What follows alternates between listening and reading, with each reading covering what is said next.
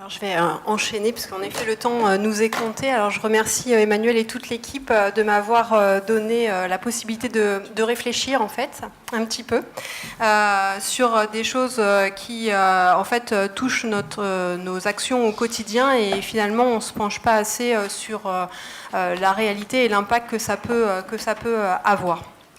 Donc, moi, pour parler de ces éléments sur la prévention et l'impact sociétal, en fait, je suis repartie de la base étymologique pour essayer de voir finalement ce terme, qu'est-ce que ça pouvait nous donner, qu'est-ce que ça impactait non seulement sur la société, mais aussi sur nos actions quotidiennes.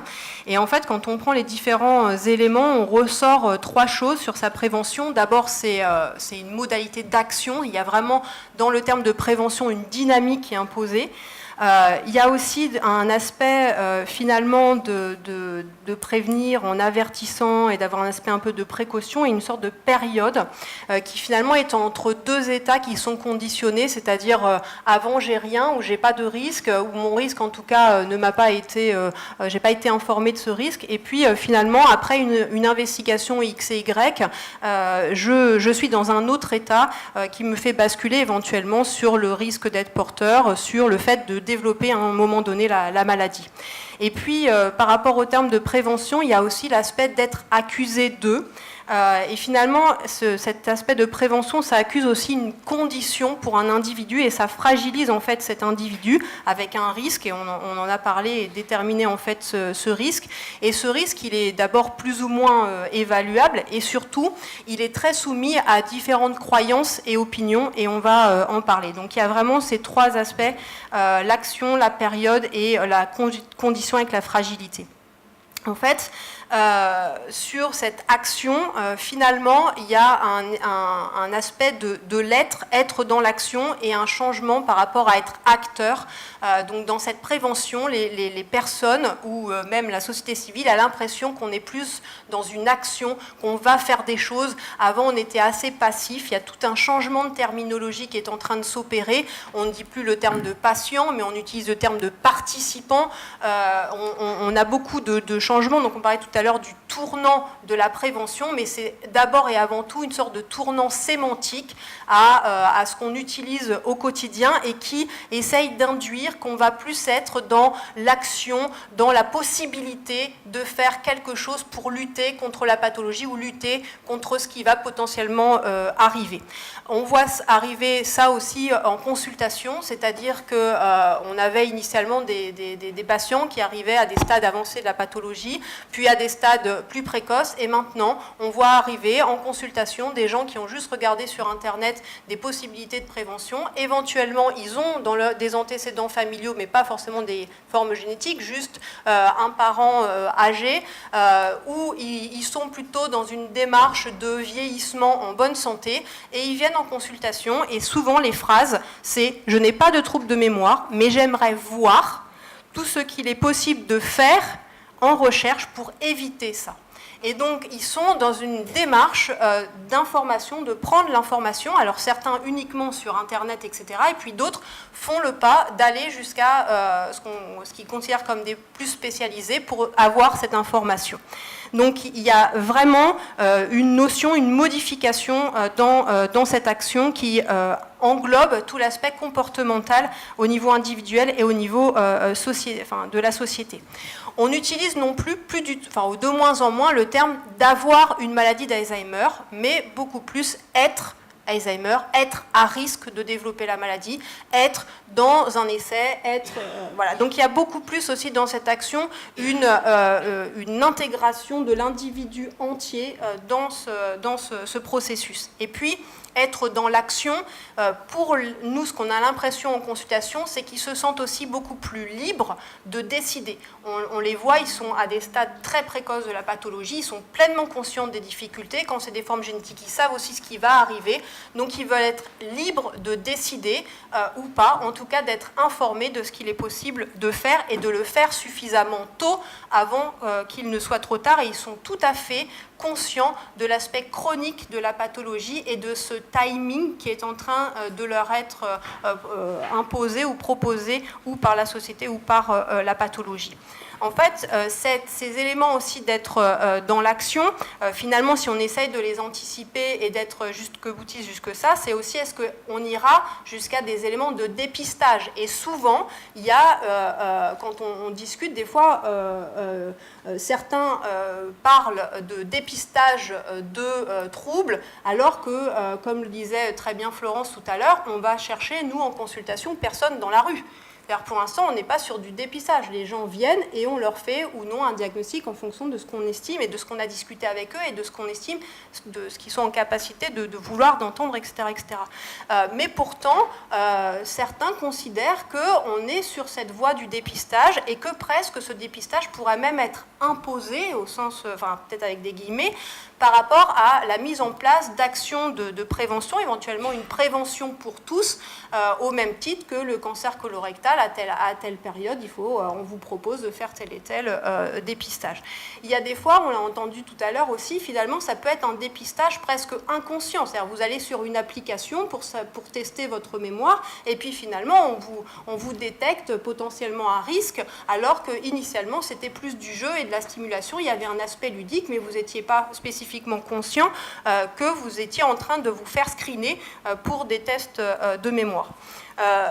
Si on va jusqu'au bout de cette prévention et si finalement ça fonctionne, il faudra aussi gérer tout l'aspect du droit à cet accès et aussi des devoirs à cet accès, et tu en as très bien parlé, mais aussi des inégalités.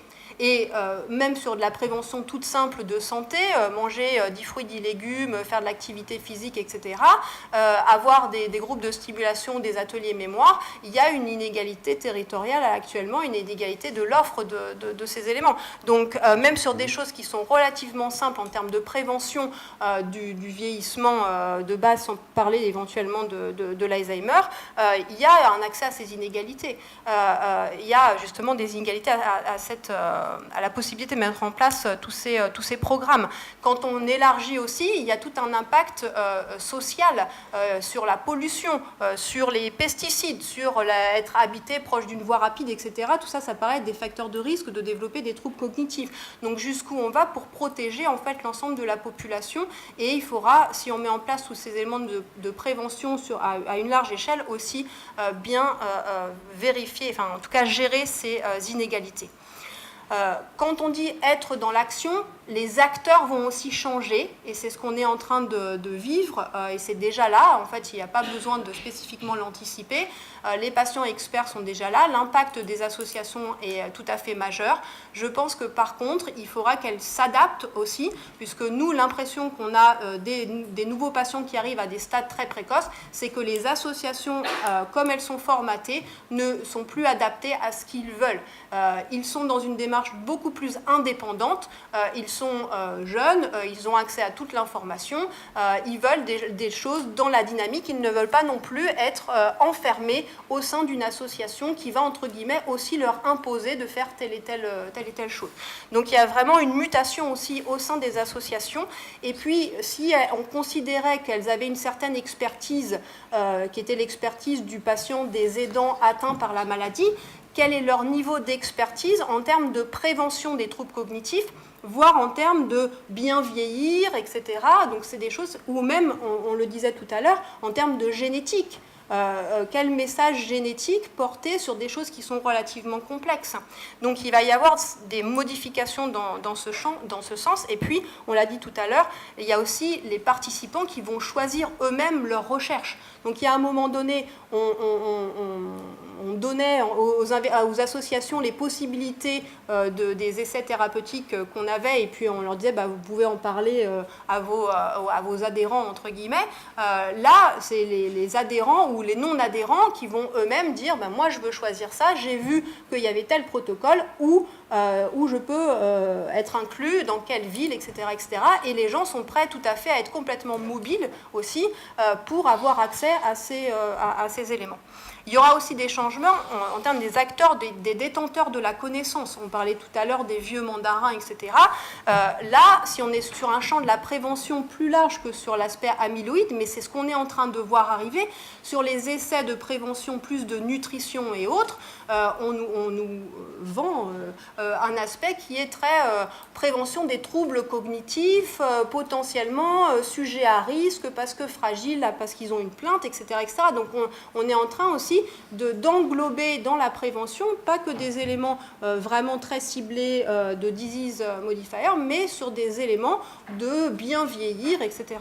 Et du coup, demain, peut-être que les experts seront des ophtalmos, ce sera les experts de l'Alzheimer, ou des sujets à risque de développer la pathologie. Peut-être que ce sera sur du microbiote et qu'on aura des microbiotologues qui seront les experts de la pathologie. Peut-être que ce sera Facebook l'expert de la pathologie. Donc il faut aussi, on n'espère pas, mais il faut aussi quand même changer, enfin ça c'est déjà en marche pour le coup. Et donc il faut aussi intégrer ces éléments-là, pas être dans l'opposition non plus. Chacun a une expérience, a des expertises à apporter, mais il faut aussi pouvoir proposer tout ça aux patients, ou en tout cas qu'ils soient informés. Et puis sur nos formations médicales, il faudra qu'on soit beaucoup plus transversal que ce qu'on l'était. Là, on a la chance, on fait en plus un peu d'éthique que de la médecine, même si c'est toujours très intégré. Mais finalement, il n'y a pas de médecins de prévention. Les médecins de prévention, c'était des médecins du travail. Mais pour l'instant, il n'y a pas de médecin étiqueté prévention du vieillissement. Bon, il y a peut-être les gériatres, enfin voilà, mais il y a ces éléments-là à développer. Qu'est-ce que c'est comme formation? Et ce n'est pas la même information à donner sur de la prévention que de l'information à donner sur du diagnostic et de la prise en charge. L'autre élément, c'est sur la période. Il y aura deux états, le genre avant-après. On est très formaté aux annonces diagnostiques, et il faudra qu'on se fasse aux annonces pronostiques, à un besoin de mieux connaître les éléments de génétique dont on a parlé, mais aussi à un aspect plus global de pronostic social, environnemental, etc. Dans cette période, ce qui va faire basculer le avant-après, c'est la réalisation d'une investigation, d'un examen.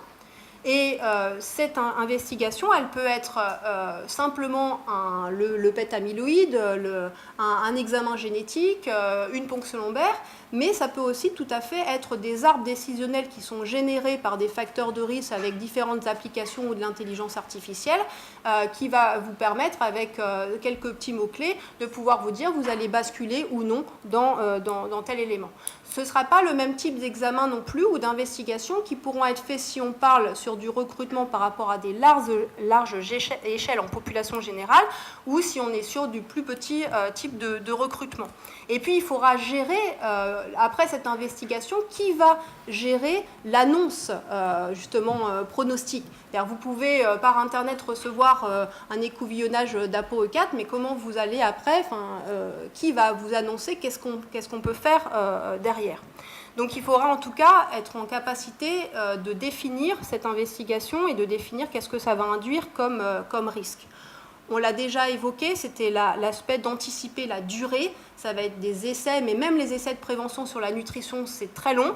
Il y aura une lassitude des personnes. Il faudra gérer aussi les événements intercurrents au cours de ces 5 à 10 ans d'essais. Il faudra aussi être en capacité de gérer, entre guillemets, d'un point de vue statistique, les perdus de vue, et puis de développer des nouveaux modèles statistiques. Alors on le voit arriver avec les scores composites au niveau des tests neuropsychologiques, mais il y a aussi des capacités de gestion des pentes. David disait tout à l'heure, vous avez le patient qui n'a pas le traitement, enfin le participant qui n'a pas le traitement, il est comme ça, et puis celui qui a le traitement, on va lui diminuer son déclin. Mais en fait, on sait très bien que les pentes, elles sont jamais droites, que le patient, il fait ça, en fait, d'un test à l'autre. Et comment vous gérez cette fluctuation au niveau et de définir des modèles de points d'infection où vraiment, là, la pente est en train d'arriver.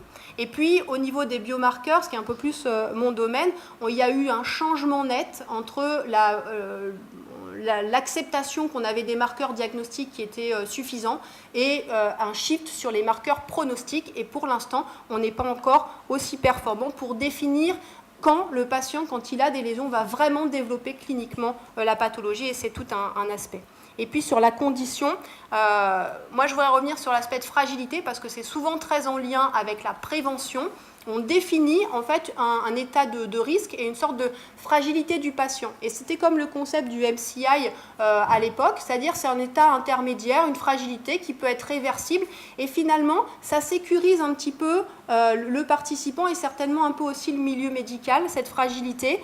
Ça nous permet aussi du coup de dire ça peut être réversible, voilà, donc on va essayer des choses, et donc c'est porteur d'espoir aussi cette possibilité de réversibilité de ce qui se passe. Et puis, dans cette fragilité, il faut aussi intégrer tout ce qui est la fragilité économique, environnementale, et on voit apparaître, nous, en consultation, des nouvelles figures sociales, des amis, les enfants, beaucoup plus jeunes, qui viennent à la consultation, et qui viennent vraiment pour essayer de stimuler et de dire il faut participer à cette recherche, il faut s'engager, il faut être acteur dans ce processus. Et puis, on en a déjà parlé, toutes les communautés de Dementia Friendly, et c'est, on espère, en train d'arriver. Et puis, dans cette condition et ce risque, nous, malheureusement, on est souvent soumis à une espèce de croyance et d'opinion par rapport à la complexité en fait, de ces études de prévention. Entre guillemets, des fois, c'est beaucoup plus tolérable, je ne sais pas, socialement, en tout cas accepté, qu'on puisse proposer à des gens pendant 5 ans de faire un peu d'activité physique, un peu d'oméga 3, etc. Bon, alors que des choses où il y a une cible particulière, il y a une crispation un peu plus nette, alors que, entre guillemets, ça s'intègre dans le même groupe de la prévention, même si voilà, c'est beaucoup plus complexe que ça. Et puis, ça va nous faire voir les choses autrement, puisque au lieu d'avoir un effet d'entonnoir sur des patients très ciblés, ce qui sera le cas pour les essais de prévention sur l'amyloïde, sur les essais autres de prévention, ça va être plutôt l'hétérogénéité de la maladie, l'hétérogénéité des troubles cliniques, donc on va avoir plutôt une ouverture et on va devoir gérer aussi ces critères d'éligibilité-là qui sont beaucoup plus larges, qui sont par exemple juste à avoir une plainte de mémoire suffisamment importante pour aller chez votre généraliste. Bon. Quel message, tu l'as très bien dit sur les informations, quel message pédagogique? Comment on va pouvoir simplifier le message? On dit faites de l'activité physique, mais les données scientifiques, c'est 45 minutes 3 fois par jour avec un coach sportif type, voilà, hein, donc bodybuildé, etc. Donc ça, c'est pas juste un peu de marche tous les jours. Les oméga 3, si vous ne prenez pas les gélules, c'est des kilos de sardines matin, midi et soir. Qu'est-ce qu'on fait aussi par rapport, moi j'ai des patients en consultation, ils viennent, ils me disent mais docteur, vous croyez en l'huile de coco, est-ce que vous pensez que c'est bien? Comment on peut répondre à tous ces éléments par rapport à ces croyances, ces opinions, parce que pour l'instant il n'y a pas d'études claires. Et puis il faudra gérer le risque, donc ça on n'a pas le temps de le développer, mais gérer le risque c'est aussi ne pas culpabiliser. C'est bien, c'est pas bien de faire ces études, c'est bien d'avoir les résultats, c'est pas bien, etc. Voilà. Donc moi je voulais juste dire que finalement on n'a rien à anticiper parce que tout est déjà là, ou en tout cas c'est en train d'arriver, mais plutôt que finalement il faudrait plutôt réfléchir à l'inverse, c'est-à-dire déjà réfléchir à l'impact social dans le design de toutes ces études de prévention et pas attendre qu'elles soient faites pour commencer à réfléchir à leur potentiel impact. Merci.